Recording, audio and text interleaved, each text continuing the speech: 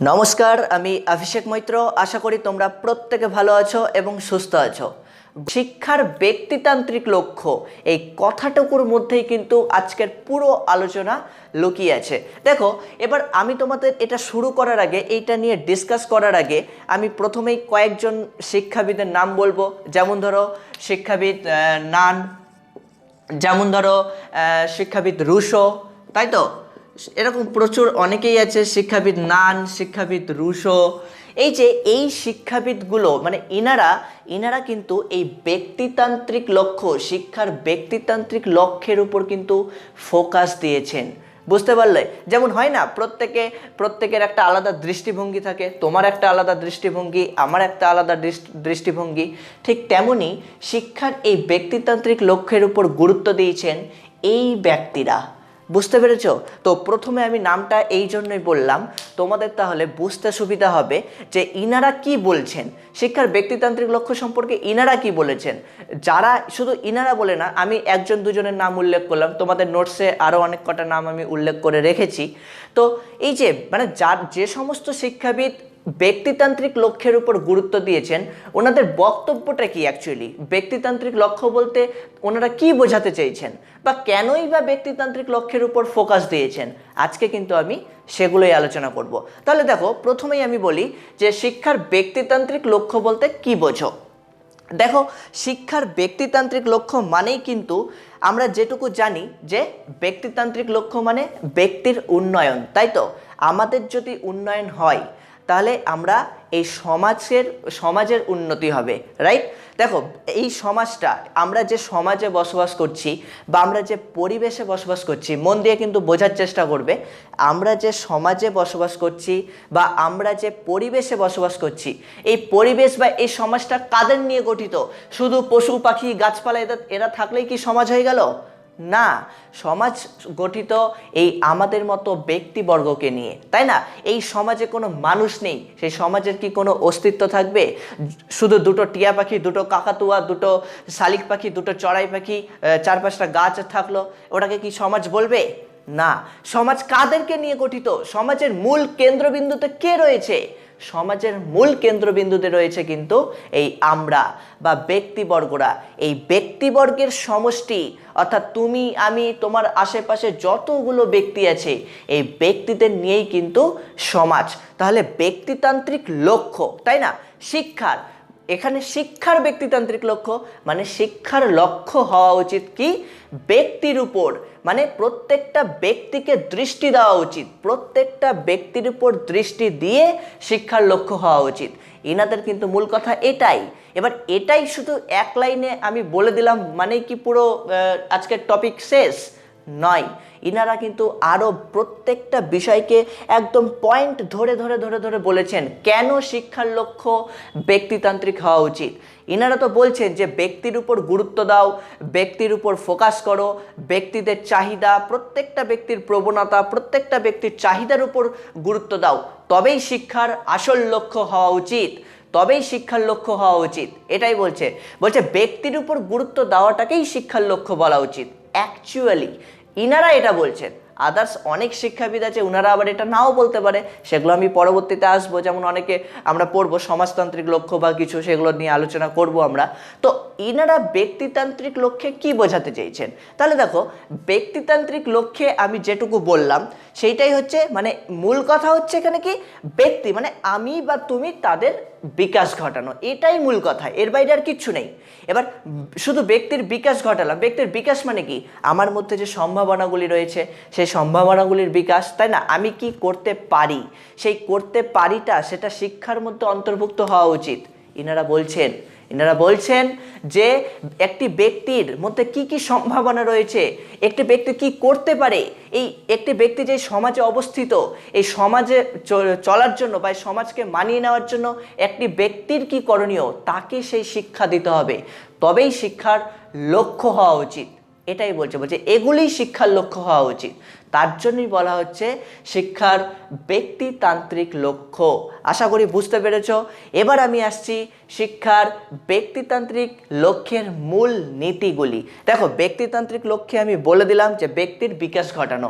এক কথায় যদি আমি চোখ বন্ধ কান বন্ধ করে রাখি, আমার যদি পরীক্ষায় 1 নম্বরের জন্য প্রশ্ন আসে যে শিক্ষার ব্যক্তিতান্ত্রিক লক্ষ্য বলতে কি বোঝো, আমি 1 নম্বরের জন্য এক কথায় উত্তর দেব, শিক্ষার ব্যক্তিতান্ত্রিক লক্ষ্যের অর্থ হলো প্রত্যেকটি ব্যক্তির বিকাশ ঘটানো। ব্যাস হয়ে গেল, আমি 1-এ 1 পাওয়ার জন্য যথেষ্ট।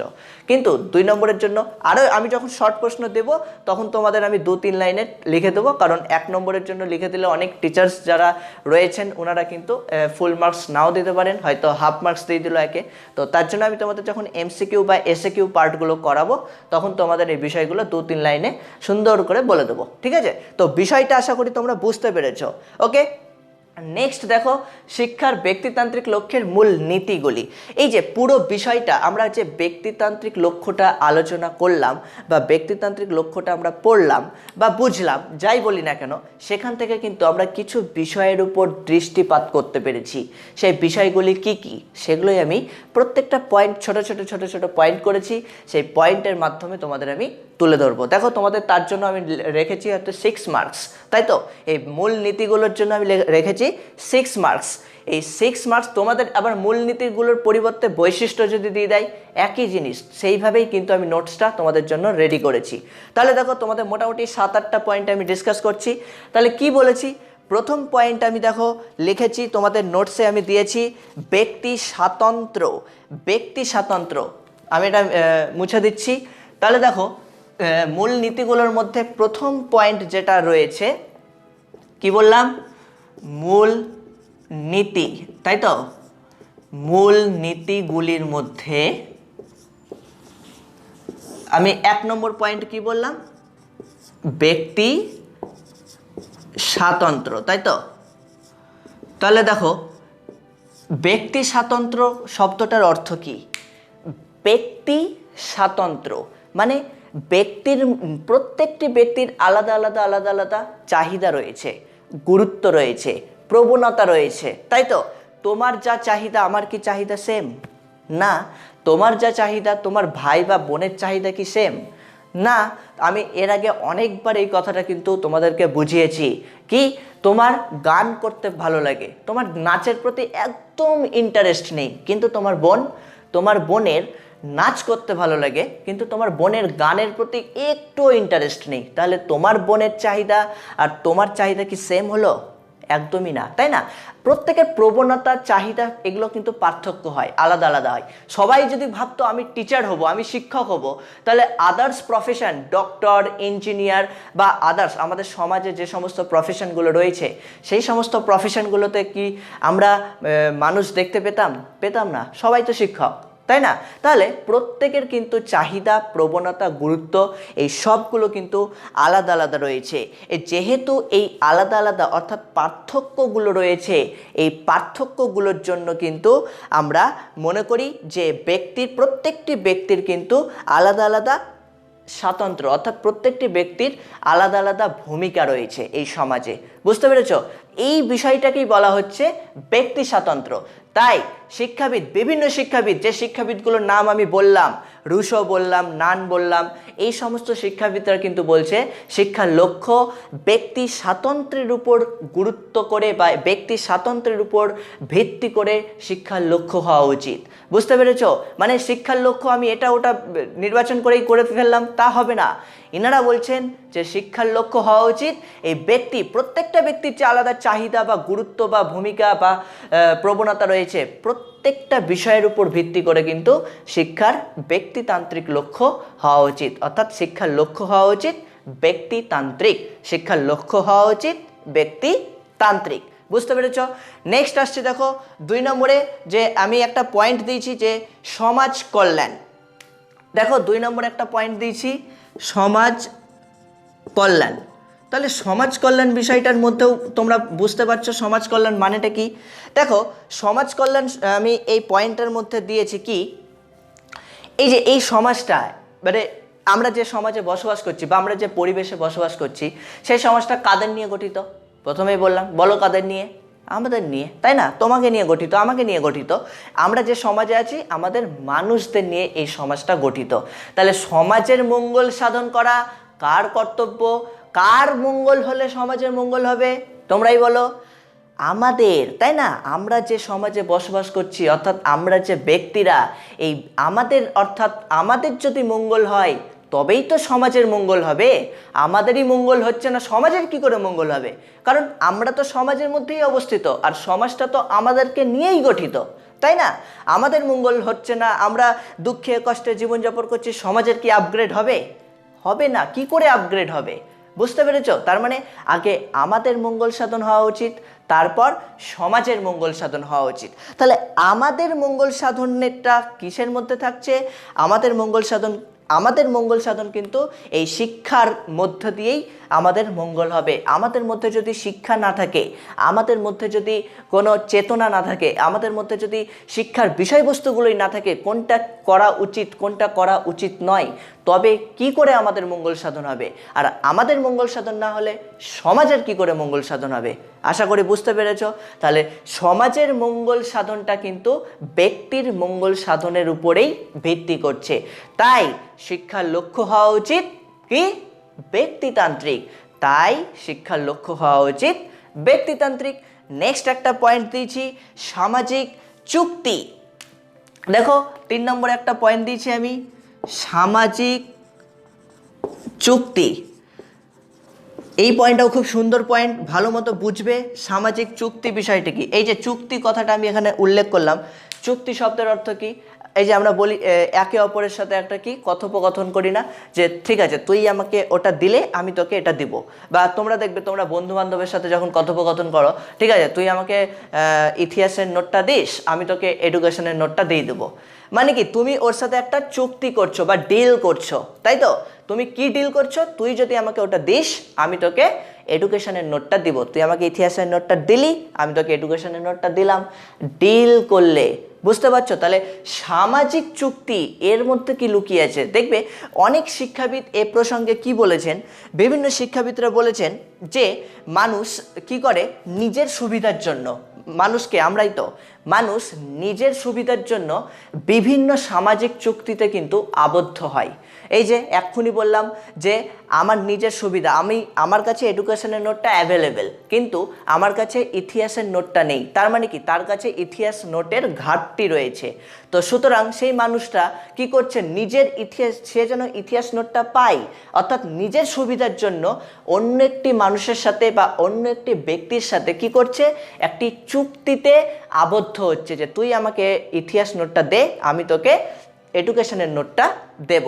মানে কি, নিজের সুবিধার জন্য একটা চুক্তিতে কি করলো, আবদ্ধ হলো। বুঝতে পেরেছো? তাহলে শিক্ষার লক্ষ্য কি হওয়া উচিত? এখানেও বলছে শিক্ষার লক্ষ্য হওয়া উচিত ব্যক্তিতান্ত্রিক, এবং বলছে প্রত্যেকটি ব্যক্তির সুবিধা অসুবিধাগুলোর উপর গুরুত্ব দিয়ে শিক্ষার লক্ষ্য হওয়া উচিত। এটা কিন্তু বিভিন্ন ব্যক্তিতান্ত্রিক লক্ষ্যের যে সমর্থকরা রয়েছেন, রুশো, নান, ওনারা কিন্তু এই কথা বলছেন। নেক্সট আমি আসছি সুষম বিকাশ। দেখো সুষম বিকাশ, এই পয়েন্টটাও তোমরা খুব পরিচিত। সুষম বিকাশ বিষয়টা কি? কোনো ব্যক্তির, তাই না, কোনো ব্যক্তির সুষম বিকাশ, অর্থাৎ দেখবে আমরা ছোট থেকে যখন বড় হচ্ছি তখন আমাদের যে বিকাশটা, তাই না, আমরা তো বড় হচ্ছি, আমরা সবসময় ছোটই থাকছি বা আমরা কোনো কিছু বুঝছি না, শিখছি না, তা তো হচ্ছে না। আমাদের একটা পর্যাপ্ত বয়সে পর্যাপ্ত পরিমাণে আমাদের কি হচ্ছে, বিকাশ হচ্ছে, বৃদ্ধি হচ্ছে, তাই তো? তাহলে বিকাশ হচ্ছে মানে কি, আমাদের সব কিছুর বিকাশ হচ্ছে। শুধু দৈহিক বিকাশ হলো, হাত পা বড় হলো, আর মেন্টালি কোনো বড় হলাম না, সেটা তো হয় না। আমাদের এভরিথিং বিকাশ হয়, মানসিক বিকাশ হয়, দৈহিক বিকাশ হয়, সামাজিক বিকাশ হয়, সব কিছু, প্রত্যেকটা কিছুরই কিন্তু বিকাশ হয়। তো এখানে বলছে সুষম বিকাশ মানে কি, এখানে বলছে এই ব্যক্তিতান্ত্রিক লক্ষ্যের মধ্য দিয়ে, বলছে শিক্ষার ব্যক্তিতান্ত্রিক লক্ষ্যের মধ্য দিয়ে প্রত্যেকটি ব্যক্তির সুষম বিকাশের উপর গুরুত্ব দিতে হবে। প্রত্যেকটি ব্যক্তির দেহ ও মনের বিকাশের উপর গুরুত্ব দিতে হবে। মানে একটি মানুষ এই সমাজে চলার জন্য তার মনের যে বিকাশ বা তার দৈহিক যে বিকাশ কি করে তার শারীর, এই যে তার জন্য তোমাদের দেখবে আমি সংকীর্ণ অর্থে যখন শেখাচ্ছিলাম পড়াচ্ছিলাম তোমাদেরকে বলেছিলাম যে শারীর শিক্ষা নামক একটি বিষয়, শারীর শিক্ষা নামক একটি ক্লাস তোমাদের দেওয়া হতো, তাই না? তাহলে এই যে শারীর শিক্ষা নামক ক্লাসটা দেওয়া হচ্ছে, এটা কেন দেওয়া হচ্ছে? ব্যক্তির উপর ভিত্তি করে, কারণ প্রত্যেকটি ব্যক্তির যেন সুষম দৈহিক বিকাশ হয়। তোমাদের শারীর শিক্ষা ক্লাস নেওয়া হচ্ছে না, তোমাদের ব্যায়ামগুলো শেখানো হচ্ছে না, তোমাদের প্রাণায়াম যোগাসন কি করে করতে হয় সেগুলো শেখানো হচ্ছে না। তোমরা কি শিখবে? কিছু শিখতে পারবে না। তোমার কিন্তু এই যে মনের যে একটা ফুর্তি, তোমার যে দেহের অঙ্গ প্রত্যঙ্গের একটা বার, একটা বিকাশ, সেটা কিন্তু তোমাদের আটকে যেত, হতো না, তাই না? তো এই যে তোমরা মাঠে খেলাধুলা করো, সকালে মা উঠলে বলে সকালে আগে মাঠে দৌড়াবি, বলে তোমাদেরকে বলে সকালে উঠে আগে প্রাণায়াম করবি, বাবা বলছে আগে যোগাসন করবি। এগুলো করার উদ্দেশ্য কি? এগুলো করার উদ্দেশ্য হচ্ছে তোমার মন এবং তোমার শরীর দুটোই যেন ঠিকঠাক থাকে, দুটোই যেন একদম পরিপূর্ণ সতেজ থাকে। তার জন্যই তো আমরা এসব করি না, আমরা মানে ইচ্ছা হলো করলাম, এরকম তো নয়। এটা তো মোবাইলে গেম খেলার মতো নয়, ইচ্ছা হলো খেললাম, ইচ্ছা হলো খেললাম না, নিশ্চয়ই না। প্রত্যেকটা কিছু কাজ করার পেছনে কিন্তু কোনো না কোনো পজিটিভ দিক আছে, তার জন্যই কিন্তু আমরা সেই কাজগুলো করে থাকি। তাহলে সুষম বিকাশ, তাহলে এই যে শিক্ষাবিদরা আমি যাদের কথা বললাম, রুশো, নান, ব্যক্তিতান্ত্রিক লক্ষ্যের সমর্থকরা, ওনারা কিন্তু বলছেন প্রত্যেকটি ব্যক্তির দেহ ও মনের সুষম বিকাশের উপর গুরুত্ব দিতে হবে, আর এই সুষম বিকাশের উপর গুরুত্ব দিয়ে শিক্ষার লক্ষ্য নির্ধারণ করতে হবে। তাই শিক্ষার লক্ষ্যকে কিন্তু ব্যক্তিতান্ত্রিক লক্ষ্য বলছে। বুঝতে পেরেছো আশা করি। নেক্সট আমি বলছি সম্ভাবনার বিকাশ। আমি এদিকে চলে আসছি। ওকে, দেখো সম্ভাবনার বিকাশ, সম্ভাবনার কি বললাম? বিকাশ। তাহলে সম্ভাবনার বিকাশ মানে কি? কোন সম্ভাবনা? কোন সম্ভাবনা? এই যে তোমার মধ্যে যে সুপ্ত সম্ভাবনাগুলো রয়েছে, আস্তে আস্তে আস্তে আস্তে সেগুলো প্রস্ফুটিত হচ্ছে, বিকাশ পাচ্ছে, প্রকাশ পাচ্ছে। এই যে তোমার মধ্যে যে সম্ভাবনাগুলোর প্রকাশ হচ্ছে, তুমি একটা সুন্দর আঁকতে আঁকতে আঁকতে আঁকতে সুন্দর একটা আর্ট করে ফেললে, তুমি হঠাৎ একদিন আলপনা দিচ্ছ, দিতে দিতে সুন্দর একটা আলপনা দিয়ে ফেললে। তার মানে কি? তোমার মধ্যে সেই আলপনা দেওয়ার একটা প্রকাশ পেলো, তাই না? তুমি আগে কোনোদিনও কারোর সামনে প্রকাশ করনি, কিন্তু তুমি হঠাৎই সেদিন কি করলে, তোমার মধ্যে সেটা ছিল, তুমি পারতে, তুমি আগে কোনোদিন চেষ্টা করনি তাই পারোনি, কিন্তু সেদিন তুমি চেষ্টা করেছো, তার জন্য কিন্তু তোমার যে সম্ভাবনাটা যেটা লুকিয়ে ছিল, সুপ্ত অবস্থায় ছিল, সেটা কিন্তু বহিঃপ্রকাশ ঘটলো, তাই তো? তাহলে এই যে বিষয়গুলো সম্ভাবনার বিকাশ, অর্থাৎ প্রত্যেকটি ব্যক্তির মধ্যেই কিন্তু কোনো না কোনো সম্ভাবনা রয়েছে। আমরা দেখবে আমি তোমাদের মানে আমি তোমাদের খুব এই কথাটা বলি, তোমাদের হয়তো বলিনি, বা আমার অফলাইনে যে সমস্ত স্টুডেন্টসরা রয়েছে বা 12-এর যে সমস্ত স্টুডেন্টসরা রয়েছে তাদের কাছে আমরা বলি যে কখনো ভেঙে পড়বি না। কেন পড়বি না? তোর মধ্যেও কোনো না কোনো সম্ভাবনা রয়েছে, তুই কেন নিজেকে নিজে ছোট মনে করছিস? আরে ভাই, মা বকতেই পারে, বাবা বকতেই পারে, তোর এই মুহূর্তে মনে হতেই পারে যে আমার দ্বারা কিছু হবে না, তাই না? একটা পরীক্ষায় ফেল করে গেলে তাহলে কি তোমার লাইফ শেষ? তুমি মাধ্যমিকে কম পেয়ে গেলে তোমার লাইফ শেষ? লাইফে আর কিছু হবে না তোমার? না, এটা পুরোপুরি ভুল। এটা আমি বলবো, আমি কেন, পৃথিবীর সমস্ত মানুষরাই বলবে এটা সম্পূর্ণ ভুল। কারণ একটা পরীক্ষার উপর ভিত্তি করে কিন্তু কোনো মানুষের লাইফ নির্ভর করে না। তোমার এরপরে উচ্চ মাধ্যমিক আছে, তার মানে কি তোমাকে উচ্চ মাধ্যমিকে আরো ভালো রেজাল্ট করতে হবে। তোমার এখানে যে ঘাটতিটা হয়েছে, মাধ্যমিকে যে ঘাটতিটা হয়েছে, উচ্চ মাধ্যমিকে গিয়ে তোমরা যেন সেই ঘাটতিটা পূরণ করতে পারো, সেখানে গিয়ে তোমরা যেন ভালো র্যাঙ্ক করতে পারো। তার মানে কি তোমার লাইফ শেষ হলো না, তোমার আরও লাইফ পড়ে আছে, এগোনোর রাস্তা অনেক। সবে তো একটা সিঁড়িতে পা দিলে, 5 তলা উঠতে গেলে কতগুলো সিঁড়ি থাকে, তুমি তো 1 তলার ওঠার প্রথম সিঁড়িতে পা দিয়েছো, তাই না? তাহলে লাইফে অনেক জীবন পড়ে আছে, অনেক কিছু পড়ে আছে, কিন্তু লাইফে কাজ করার মতো একটা দুটা কাজ নয়, প্রচুর প্রচুর। তুমি শেখার কোনো শেষ থাকবে না, তোমার শেখার কোনো শেষ নেই। আপনারা দেখবে মা বাবার অনেক সময় বলে না যে এখন মন দিয়ে পড়াশোনা কর, খেলার অনেক বয়স পাবি। পুরো কথাটা উল্টো, খেলার সময় পাবি না। তুমি 30 বছর 40 বছর পার হয়ে যাবে, তোমার খেলা আর হবে না, তখন তুমি শিখতেও পারবে। এখনই খেলো, এখন পড়ো, পরবর্তীতেও তুমি শিক্ষার সুযোগ পাবে, তাই না? এই যে বিভিন্ন ধরনের যে অ্যাডাল্ট এডুকেশন বা বিভিন্ন ধরনের যে বয়স্কদের শিক্ষার প্রতিষ্ঠানগুলো করা হচ্ছে, জানো তোমরা নিশ্চয়ই, আশেপাশে তোমরা অনেকেই দেখতে পাও বয়স্ক শিক্ষা নেয়। তা যাই হোক, ওগুলো টপিক আলাদা, আমি ওইসবে যাচ্ছি না। তাহলে বিষয়টা কি? সম্ভাবনার বিকাশ। তাহলে প্রত্যেকটা ব্যক্তির মধ্যেই কিন্তু সম্ভাবনা রয়েছে, সুপ্ত সম্ভাবনা রয়েছে। তাহলে সেই সম্ভাবনাগুলোর কিন্তু বিকাশ করা এই ব্যক্তিতান্ত্রিক শিক্ষার লক্ষ্য হওয়া উচিত। প্রত্যেকটি ব্যক্তির মধ্যে যে সম্ভাবনাগুলো রয়েছে সেই সম্ভাবনাগুলোর বিকাশ করা এই ব্যক্তিতান্ত্রিক শিক্ষার লক্ষ্যের মূল নীতি। ওকে, নেক্সট আসছে, দেখো আমি আরও একটা পয়েন্ট এরকম খুব সুন্দর পয়েন্ট দিয়েছি তোমাদের নোটসে, 7 নম্বরে দিয়েছি ঠিক একই রকম, যে পরিপূর্ণ বিকাশ। দেখো পরিপূর্ণ বিকাশ খুব সুন্দর। এই পরিপূর্ণ বিকাশ আমি বলতে গিয়ে তোমাদের একটা শিক্ষাবিদের নাম উল্লেখ করব, সেটা হচ্ছে শিক্ষাবিদ নান। কি বললাম? শিক্ষাবিদ নান। শিক্ষাবিদ নান কিন্তু এই ব্যক্তিতান্ত্রিক লক্ষ্যের একদম মানে সাপোর্ট, মানে সমর্থক, প্রধান সমর্থক। বুঝতে পারছো? শিক্ষাবিদ নান কি বলছেন, একটি ব্যক্তির মধ্যে যে আমি এখানে বললাম সম্ভাবনাগুলোর কথা, তাহলে একটি ব্যক্তির মধ্যে যে সম্ভাবনাগুলো রয়েছে সেই সম্ভাবনাগুলো কিন্তু মানুষের কি স্বাধীন চিন্তা, মানে স্বাধীনভাবে চিন্তা করার যদি ক্ষমতা আর যদি কর্ম করার ক্ষমতা না থাকে, তাহলে এই সম্ভাবনাগুলোর কিন্তু বিকাশ হয় না। এটা কিন্তু একদম মানে বেস্ট ভালো কথা, মানে খুব পরিষ্কার কথা এটা, যে তুমি স্বাধীনভাবে চিন্তা করার তোমার মতো ক্ষমতা নেই। তুমি একটা কোনো কাজ করতে যাচ্ছ, যাই করতে যাচ্ছ না কেন, তুমি হয় মার কাছ থেকে পারমিশন মানে সাজেশন নিচ্ছ, বা বাবার কাছ থেকে সাজেশন নিচ্ছ, বা বন্ধু বান্ধবের কাছ থেকে সাজেশন নিচ্ছ, কিন্তু তুমি নিজে কি করছো ভাই বা বোন? তোমাকে নিজেও তো ডিসিশন নিতে হবে যে এই কাজটা আমি করব। সব দিক ভাবনা চিন্তা করে তোমাকে ডিসিশন নিতে হবে। আজকে মা আছে, বাবা আছে, বন্ধু বান্ধব আছে, জীবনের এমন একটা সময় আসবে তোমাদের লাইফে যেখানে কিনা তোমাদের ডিসিশনটা তোমাদেরকেই নিতে হবে। এই যে আমি একটা মজা করে তোমাদের অনেককে আমি এই কথাটা বলি, আমার ভাই বোনদের, যে তোমাদের যখন বিয়ের বয়স হবে, ও মা বলবে বিয়ে কর তবেই কি তুমি বিয়ে করবে, বাবা বলবে এই বিয়ে কর তবেই কি তুমি বিয়ে করবে? না, তোমার আগে নিজের স্বাবলম্বী, তুমি কতটা স্বাবলম্বী হতে পেরেছো, তুমি কতটা নিজের পায়ে দাঁড়াতে পেরেছো, তোমার অর্থনৈতিক অবস্থা কেমন। বিয়ে করা মানেই আমি বিয়ে করে নিলাম তা নয়। বিয়ে করা মানে তুমি একজনের দায়িত্ব নিচ্ছ, তাই তো? সেই দায়িত্ব নেওয়াটা, তুমি একে অপরের সাথে মিলতে পারছো, তাদের সাথে তুমি বুঝতে পারছো, সেটাই কিন্তু তোমাদের এই বিয়ে করা, তাই তো? তাহলে সেক্ষেত্রে কি মিলন।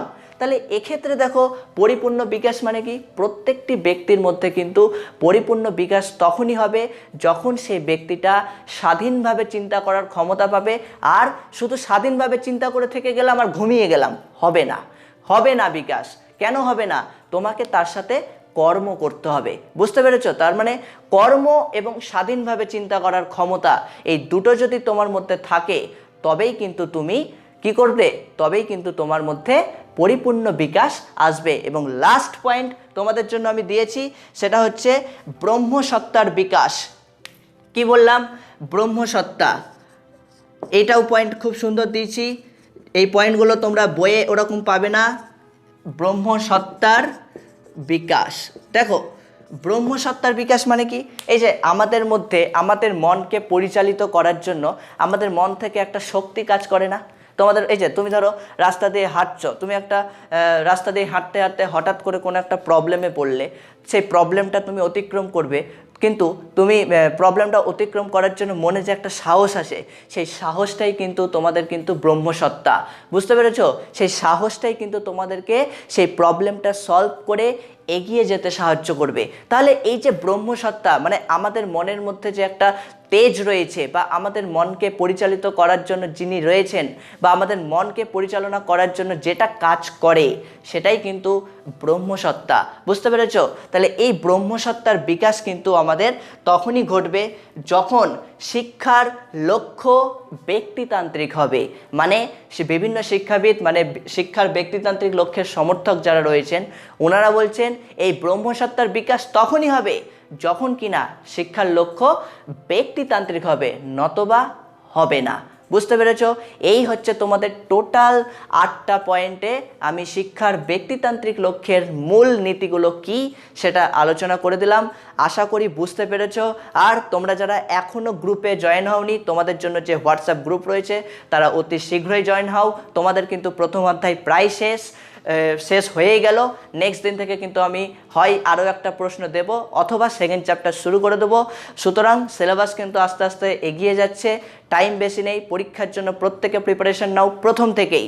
ওই পরীক্ষা আসবে তারপর পড়বো ওরকম ভাববে না, এখন থেকেই প্রিপারেশন নাও, কারণ পরীক্ষায় ভালো রেজাল্ট তোমাদেরকেই করতে হবে। কারণ সব রকম সুবিধা তোমরা পেয়ে যাচ্ছ, নোটস পেয়ে যাচ্ছ, আমি তোমাদেরকে যতটা পারছি চেষ্টা করছি বুঝিয়ে দেওয়ার। প্লাস তোমাদের জন্য আলাদা করে কিন্তু আমি ডিসকাশন ক্লাসও রাখছি। সেই ডিসকাশন ক্লাসে কি করছি, তোমাদের এই সব কিছু বুঝে যাওয়ার পর তারপরেও যদি কোনো পয়েন্টে কোথাও সমস্যা থাকে, সেই সমস্যাগুলো কিন্তু আমি আবারও তোমাদের কাছে ডিসকাশন করছি। তাহলে এই হলো আজকে শিক্ষার ব্যক্তিতান্ত্রিক লক্ষ্য ও শিক্ষার ব্যক্তিতান্ত্রিক লক্ষ্যের মূল কথা। একটা ছোট্ট কথাই শুধু মাথায় রেখে দিবে, ব্যক্তিতান্ত্রিক লক্ষ্য কি? শুধু ব্যক্তির বিকাশ। এই ব্যক্তিতান্ত্রিক লক্ষ্য মানেই ব্যক্তির বিকাশ। ব্যক্তির মধ্যে যে সুপ্ত সম্ভাবনাগুলো রয়েছে সেগুলির বিকাশই হচ্ছে ব্যক্তিতান্ত্রিক লক্ষ্যের মূল কথা। আশা করি বুঝতে পেরেছ। প্রত্যেকে কিন্তু ক্লাসটি ভালো লাগলে তোমরা কমেন্ট করে জানাবে, তোমাদের বন্ধু বান্ধবের কাছে শেয়ার করবে। আজকের ক্লাস এইটুকুই। আর তুমি যদি আজকে আমার চ্যানেলে নতুন হয়ে থাকো অবশ্যই চ্যানেলটিকে সাবস্ক্রাইব করে রেখো। পরবর্তী ক্লাসে দেখা হচ্ছে। আর যারা এই ক্লাসের নোটস প্রয়োজন তারা আমার নিচে দেওয়া এই হোয়াটসঅ্যাপ নাম্বার 8509456622 এই নাম্বারে আমাকে SMS করো বা কল করো, বা এই নাম্বারে SMS করে তোমরা তোমাদের ক্লাসের যে গ্রুপ রয়েছে সেই গ্রুপে যুক্ত হতে পারো।